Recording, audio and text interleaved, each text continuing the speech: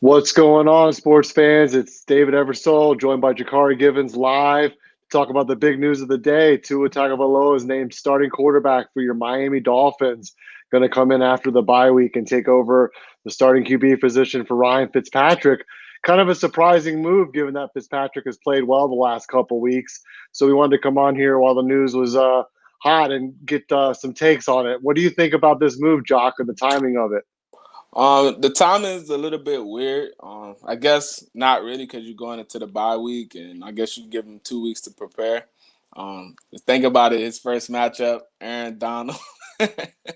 You're getting Aaron Donald right out the gate, so that's gonna be a tough matchup. Offensive line has played well enough, I guess. I mean, they have played well this whole season, so to put him out there behind that offensive line has been formidable. I guess it was the right move. Um, I like I said, I don't know. I thought Tua should have waited till next year, but I think it was part management kind of put the pressure on him. They seen the reaction that he had. I read some numbers that I think 72,000 people kind of watched when Tua got in the game, and that's big. So I just think the Dolphins want to generate a little more media attention, but I just think front office put a lot of pressure, and I don't know if Flores wanted him to be the guy, but Fitzpatrick has played well, but in that second half against the Jets, he was a bit inconsistent. So you can't fault the move. And Tua did come in. He made a nice little pass out of the backfield to Cox, and then no, I'm sorry, to Patrick Laird, and then Laird. Laird, and then he came out, made a nice little move, moved the linebacker with his eyes, hit Jakeem Grant for the Dolphins' first conversion of the game on third down. So I'm not mad at the move because I think Tua gives us the best chance to win. Far as he can push the ball downfield. We'll see how the offense looks with him out there, but I was kind of shocked. I was very shocked actually this morning. So Yeah, the timing seems a little bit odd because Fitzpatrick, like you said, has played pretty well in the last two games, and the offenses seem to kind of find some consistency. But I think that the fact that the defense is stepping up and it's a more of a balanced team, and Tua came in and sort of gave you a spark. And we all kind of thought maybe after the bye week, if Miami was trending downward, they might pull the trigger on Tua. But the fact that the team has won two in a row and Fitzpatrick has overall been pretty solid in the quarterback spot, the timing does seem a little unusual. But if they were thinking this all along, perhaps, and seeing Tua out there healthy and ready to go, they just went ahead and moved up their timetable, perhaps. So with Tua coming in, does that make Miami all of a sudden a contender for the AFC East? well, the AFC East is wide open. I mean, Buffalo looked very bad these past two games. Josh Allen looked like he's kind of going back to the most stuff, but it's one bad game. You can't judge off of. Patriots don't look that great, but those guys will get it together. Like you have confidence that Bill Belichick will get the team rolling in the right direction. The Jets are the Jets. We're not going to even comment on them. They're a very bad football team. So, they're at the bottom of the division. I don't think they win a game this season, but that's just my opinion. So the Dolphins kind of feel like they're in prime position to make that push. If Tua comes in, he wins out down the stretch, that's kind of like big. Now you have the recruiting tools to get a free agent in there or a free agent receiver. Now you go into the draft with no questions, even if you get the number one pick, because Houston's playing very bad. You don't have to draft a quarterback. You can go ahead and get the left tackle kid from Oregon, Sewell. Shore up the offensive line, put him at left tackle, move Jackson to right, Hunt at guard, and Kenley is already at right guard. So you'll have a for sure. Even Eric Flowers, you have a lot of options there. So, it's very big that, to see what he does down the stretch. Can they win the AFC East? Yes, because all the other teams are trending down while Miami has looked like they're trending up since the second half of last season. Because you had wins against the Jets and you had a win against the Patriots. Tom Brady's last game there. You went on opening day, didn't play that well, but still only lost by not a 10, touchdown. Yeah, but lost by 21 10. 11. Yeah, but they missed a lot of opportunities in that game, so it could have been closer than that. You played the Jets. The Jets looked bad. The Bills beat you at home, but you missed a lot of opportunities in that game. You were in that Another game. close one. Yeah, so the Dolphins team has been close in every game this year. I think Fitzpatrick's inability to make certain throws kind of limited the offense. So I want to see how Chan Gailey rolls out and see how he brings this offense along. But yes, to answer the question, they can win the AFC East. Will they? I don't think so. Just because I think the Patriots turn it around and I think the Bills get it going back in the right direction. But can they? Yes, the AFC East is wide open. They're one game out of first place. So I think it's time to go for it. I mean, you have nothing to lose. You make the playoffs this year with Tua. Next year you're looking at possibly more. I mean, the AFC is going to be hard for the next few years because you got Patrick Mahomes, Lamar Jackson, Justin Herbert looks formidable out there in Los Angeles. Um, who else? You may even throw Trevor Lawrence into that mix next season. So AFC is going to be a very tough road, but if the Dolphins can get it going in the right direction, they had a coaching staff and to win Super Bowls with that team and with Tua as the guy. The schedule is going to get pretty tough, especially in the second half of the season. As you mentioned, we've got the Rams coming up after the bye, and then we travel to Arizona to play the Cardinals, who looked really good last I mean, night. everybody looked good against the Cowboys, though. Yeah, this is true, but you beat those teams you're supposed to beat. You don't That's let a true. team with a backup quarterback hang around, and they did what they were supposed to do. So I think the schedule is going to be really tough in the second half. Just looking at it, Let's and let's look at it. you got Uh, Justin Herbert coming up after the Cardinals game. You're going to have San Diego at home. Then you got two straight on the road, which I think are winnable at the Broncos and then at the Jets. Then you're going to come home.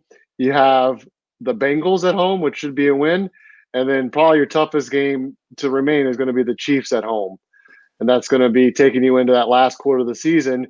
You're going to finish with 2 out of 3 on the road, home versus the Patriots, then at the Raiders in Vegas, and at Buffalo, which could be for the AFC East crown in Week 17. what do you see them finishing as? Like with their remaining games left, what we have, what that is,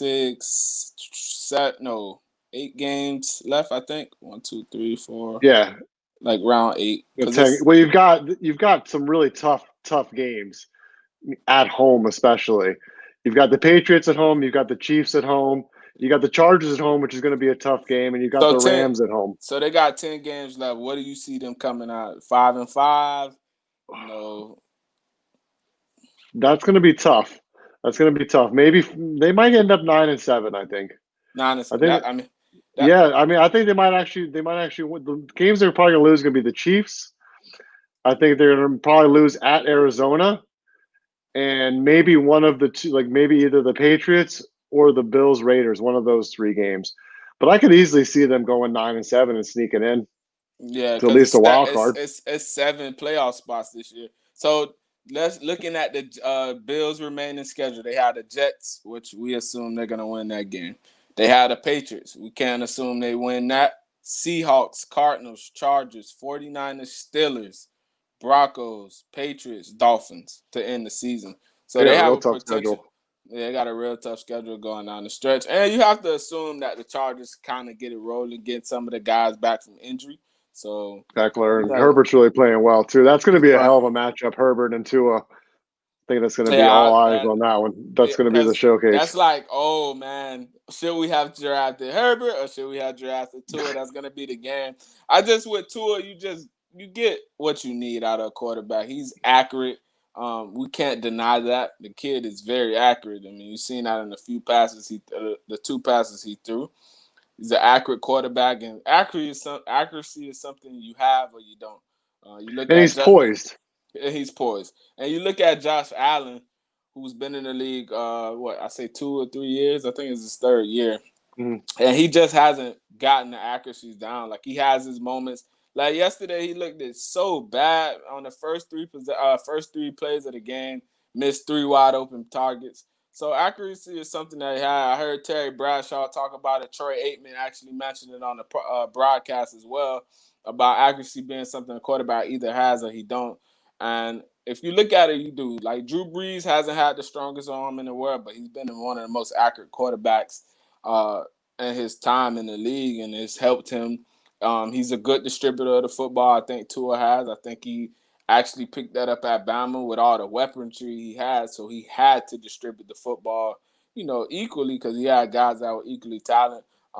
I do think that who's going to benefit from this the most is the receivers on the outside, just because of the routes that's going to be able to be throwing. Tua has a good deep ball, nice arm. Mike Gesicki's going to probably benefit more because you can take more shots down the field over the middle.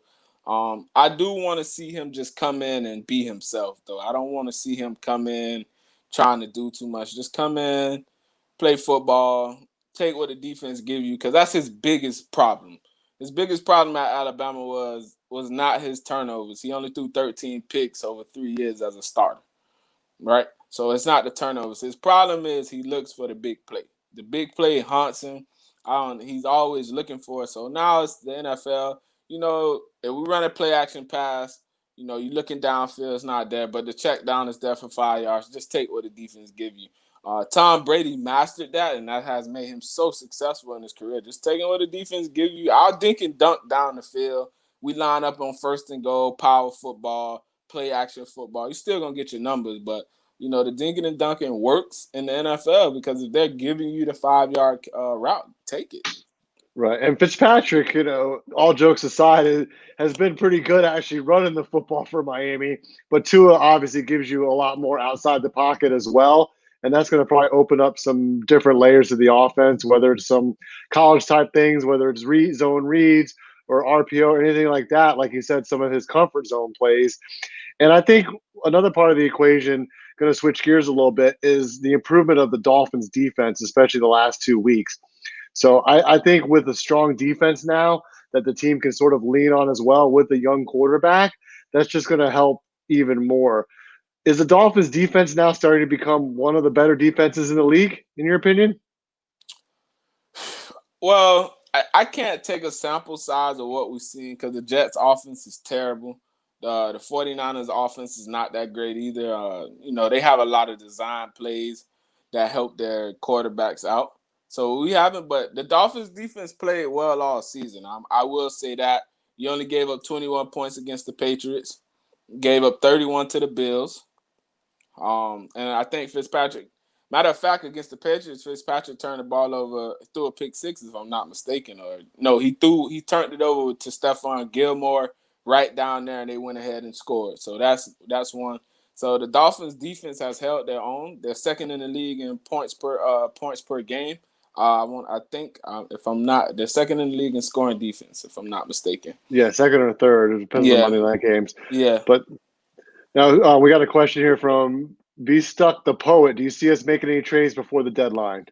Yeah, I actually tweeted out earlier today, if I was the Dolphins, I would go ahead and get a Browns a call about Odell Beckham Jr. Just because I think Odell gives you another weapon on the outside. He gives you a legit receiver that can get open. I think the Dolphins have too many big body guys. And it's not working out for him there in Cleveland. And Baker Mayfield's a disaster right now. Yeah, he's regressed since his rookie year. So it wouldn't hurt to give a call just to see if you can get him. You have a lot of giraffe capital that people want. You have picks. Like for me to get Odell Beckham, if it takes a first round pick, I'll give up the Dolphins' first round pick and surrender it. Okay, whatever. You still have Houston's pick, so you can be there. I mean, you could potentially trade for him and Jarvis Landry if they decide to blow it up. You got Julio Jones, who might be the Falcons might be a seller. So Julio Jones, AJ Green. I also would call the Texans about Zach Cunningham because they could be a potential seller because I think the Dolphins do need another linebacker. You can call about Sheldon Rankins from the Saints. I think there have been a few reports out there that he's on the trade block. And also another receiver is John Ross. I like John Ross. I just don't think he's the playmaker the Dolphins need because he's kind of struggled with his speed. Like he's fast, but he doesn't show it on the football field. A lot of injuries with him. A lot of nagging stuff always with him. Yeah. So, but for me, it's receiver or adding another linebacker. I think the D line is fine. I mean, you obviously want more depth there, but with Wilkins having the season he having as an elite run defender, you got Raekwon Davis who had his best game against the Jets. Ogba had a good game. Ogba's really doing well. Shaq Lawson is hurt right now, but I think he'll be coming back soon. Um, you have him, and then it's so much. They have so many people. Cal Van Noy can actually go ahead and slide down in there as well. He was hurt this past week too. He didn't get to play, so we'll have him back. So I don't see the need for the linebackers. I do see D line adding, and obviously if you can get a weapon like a Odell Beckham, Julio Jones, AJ Green, just for the stretch of the season. Obviously with Odell, it'll be more going forward. Add him to the mix. It hasn't worked out in Cleveland. Why not go ahead? And also another guy, even though we are comfortable at tight end with being Njoku, uh, he's another guy who made demand. I think he did demand a trade, but he can be another good tight end figure, and you can go ahead. But I think they're pretty comfortable at tight end. But receiver and D line and linebacker are the main three positions for me that I think the Dolphins should be calling. And I don't know if the Jets would make this trade, but I'll trade for Quentin Williams, the defensive lineman out of Alabama. I think he has a lot to offer. I don't know if you would trade in the division, but they want Yeah. draft picks, so why not? I'll give up a second round pick for that kid. He's a good player and would be fit great in the Dolphins scheme.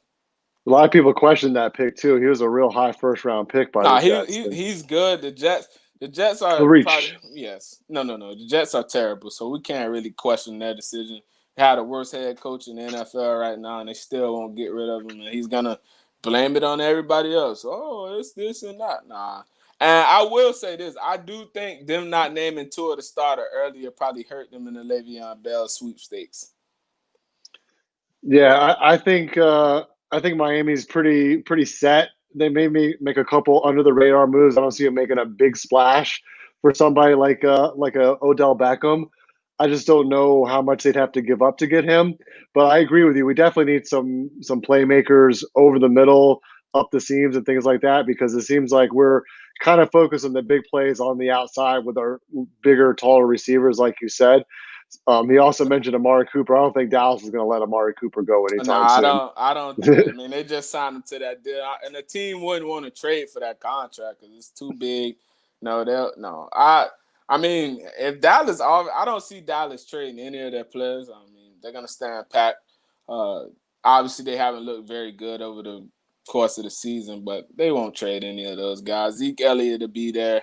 They'll be stupid to trade Zeke Elliott. That'll be probably the most blasphemous trade you can make. A guy who's consistent 1,500 yard running every year, consistency. He's gonna give you 16 games. He's gonna give you the consistent numbers. You can't trade that. And more so, their problem is up front. I think they're done up front. I think Zach Martin probably will retire after this season, in my opinion. Tyron Smith, the same thing, just because their body's not holding up anymore. Yeah, and another interesting you mentioned Houston. We've done really well trading with the Texans, obviously, and someone I like over there is Will Fuller. That's maybe a Yeah. lower, like not quite the cachet of those other names, but somebody who, when he's healthy, has that deep Oh, play. He takes the hot top off it now, yes. He's and he's when having a great season. when he's healthy though, and that's a major question mark with him. Another player that the Dolphins may be interested in, even though Bobby McCain play has been exuberant over the season. I know he struggled in that first game of the year, but he's been very good the rest of this, like over the last 5 games. Would be Justin Reed, the safety from Houston. They haven't extended him yet, so I wouldn't mind if got a draft pick, but I don't know if Houston will trade it. But yeah, that's a good pickup. And another team would be the Titans. I would like to see if they would probably want to trade Corey Davis. I doubt it. Uh, just because it doesn't make any sense. But Corey Davis can be a guy. When when you're looking at the trade deadline, you're looking at the sellers in the NFL, which the Falcons, the Falcons, Texans, the Jets would be sellers, but they have nothing that you would possibly Yeah, want on that team. that'd be a yard Um, sale. uh, well, the NFC East. I mean, I don't think anybody would trade anybody because the divisions are wide open. You look at the Bengals; they'll be sellers. I mean, I know they're gonna get rid of Carlos Dunlap because he actually came out on a post on Instagram and he was saying that he should be playing. You know how that goes with the angry veterans. So we just have to see who would be a potential picks with him. But I think the Dolphins, if they see fit, they will make a trade deadline move if it helps them win the division. The timetable seems to be moving up. We didn't expect the team to be. We expect them to be better, but it looks like they might be a little bit ahead of schedule as far as being a contender. So it's gonna be really interesting to see what Tua brings into the mix and how his promotion to starting quarterback affects the whole team in general. And just back to defense real quick, Xavier Howard and the secondary has really improved. The pass defense was getting lit up early in the year, but they're getting pressure on the quarterback now. They're, I think, tied for That, sixth in the league with 17 sacks, and quarterbacks just aren't doing real well against them. well, So you knew on the outside the Dolphins can man up because Jones and Howard have been, a top 15 corners in the league over that time and over that span in the NFL. So we wasn't worried about that. I just think the injury earlier to Byron Jones kind of deflected that. Igbenogany's playing a little better in his spot moments that he's been in the game, and I think Brandon Jones has been a great piece for them. Eric Rowe, Christian Wilkins probably been their best two defensive players. So I think that three safety look has helped the Dolphins defense evolve. They're mixing it up with a lot of exotic pressures. Brian Baldinger, who does a great job with his Baldy breakdowns, was talking about how well coached the Dolphins have been, and they tackle very well. You rarely see missed tackles. They're rallying to the football. So it's a lot of good things coming out of it. I just think the Dolphins finally, in the 20 years, are the most interesting team in the league. One of the most interesting teams. I'm not going to say they're the most interesting team. Obviously, it's a lot more interesting things going on, but they're there. You actually feel excited. Like yeah, next week when they play the Rams, whatever you had to do that Sunday, you're going to cancel that. You're going to say, you know what? I want to be eyes glued to the TV because I want to see what this kid has. I want to see if this kid got it. I want to see if this kid has the cachet. I want to see if he has the moxie to go in there because this is a big game for him. If they beat the Rams, you're looking at a 4-3 start over 7 games with a winnable game down there in Arizona next week. You're traveling, but 4-3, you're in there, and like everybody wants to see the kid do good, and he's won half of the battle as a quarterback. His teammates love him. If you can tell by the reception that he had, like when he came in the game, the players love him. They're happy for him. The coaches love him. You can see that because think about it. Any other quarterback, that would have been 3 straight handoffs. No, hey, let's get him loose. Let's see what he can do.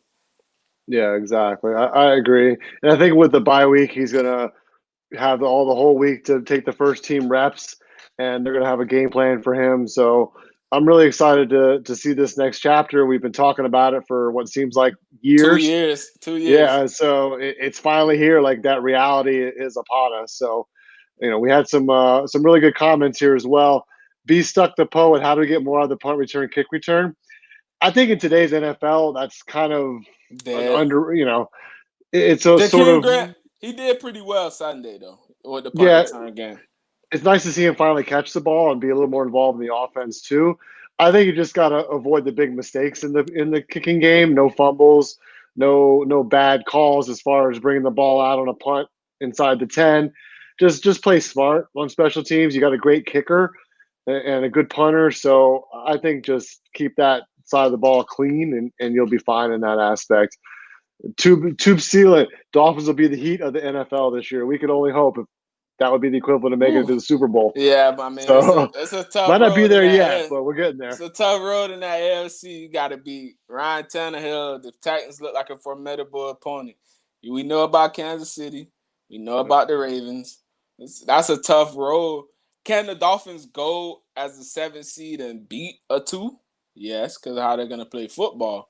But depending on who the 2 seed is, the Dolphins match up a little bit better against the Ravens, in my opinion, because the Ravens, unless they sign Antonio Brown, they don't have a true number 1 receiver.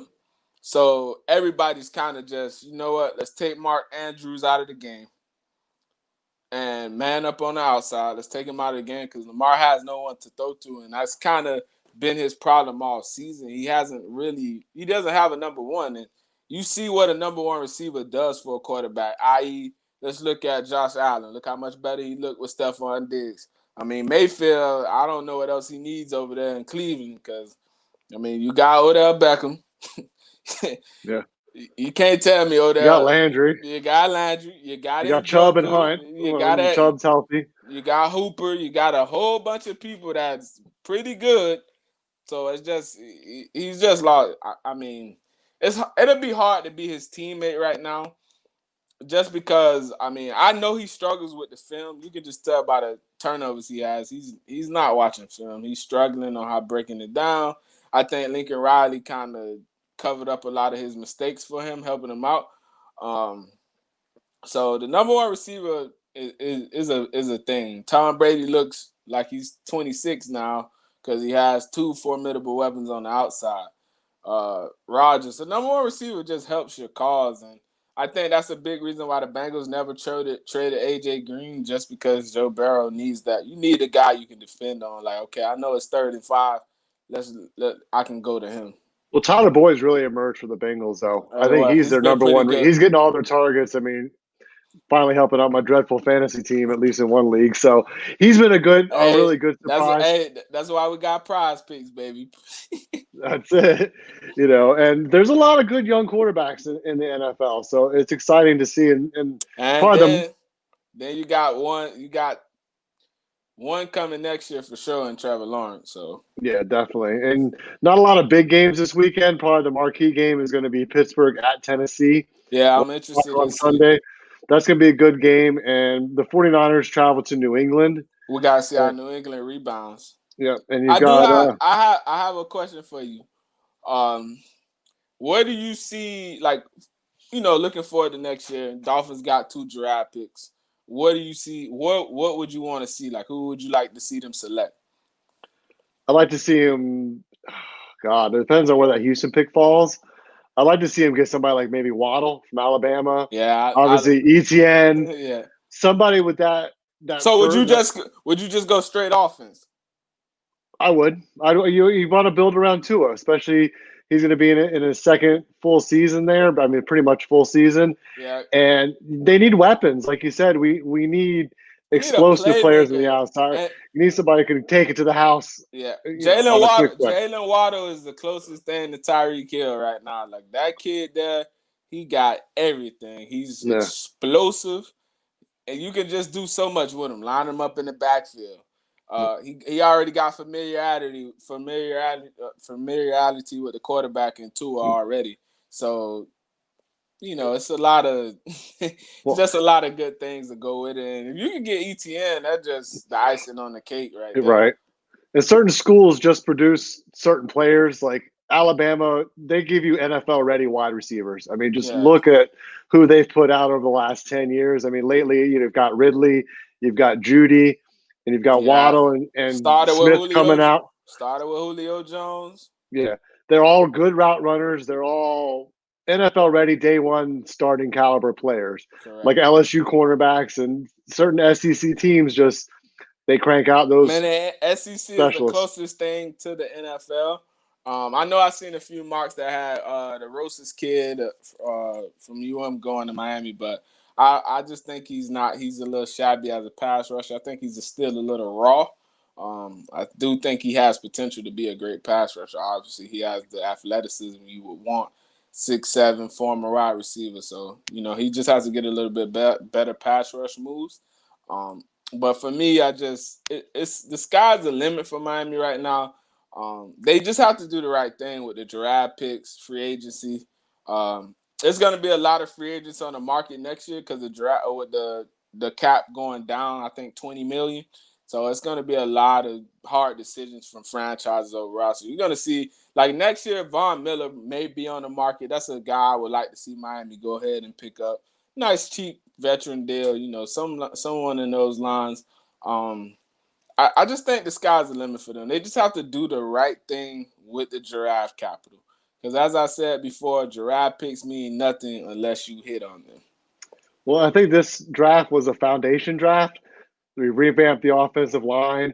You added some solid contributors in free agency. So I think you're just going to kind of double down on that strategy. You've basically got another really full draft coming up again. And depending on where the team finishes, how that's going to affect their positioning. But But that's why I said, like, you can call these teams who have guys on the block that's big names and offer your first round pick. If you feel, even if you go 8-8, you're still giving what, a 15th, 16th pick for a guy who gonna contribute over the long haul. So I just think it's worth it. Cause imagine, hypothetical, you get a Odell Beckham, and then you go to the draft and get a Jalen Waddle.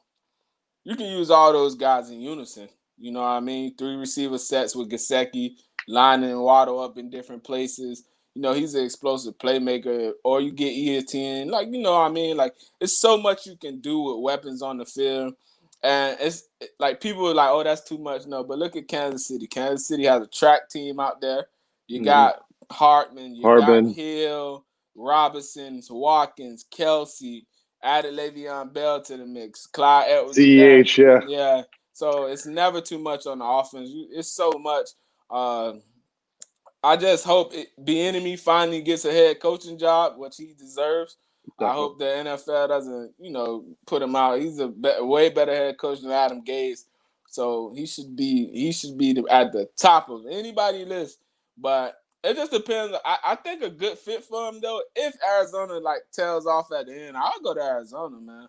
You got Kyler Murray. You know how much stuff Bieniemy can do with those weapons over there with the Hawkins, and then you got Fitzgerald, who's a bona fide tight end, Christian Kirk. Like, you got so many weapons. So it's a lot you can do over there. Definitely. Well, it's going to be an exciting few weeks coming up, and there's going to be so much hype leading up to next week. You got to wait 2 weeks to watch this, man. Yeah. But in the meantime, we got you covered here on the 5 Reasons Sport Network. Make sure to follow our Dolphins coverage at 3 Yards Per Carry podcast is going to be out with all the latest on Tua. The guys will break that down. We're going to have plenty here on the YouTube channel. So I want to thank Jaccare Givens for jumping on here and breaking down the Tua news and talking some Dolphins, and hope you guys enjoyed it. And we'll catch up with you soon. Peace.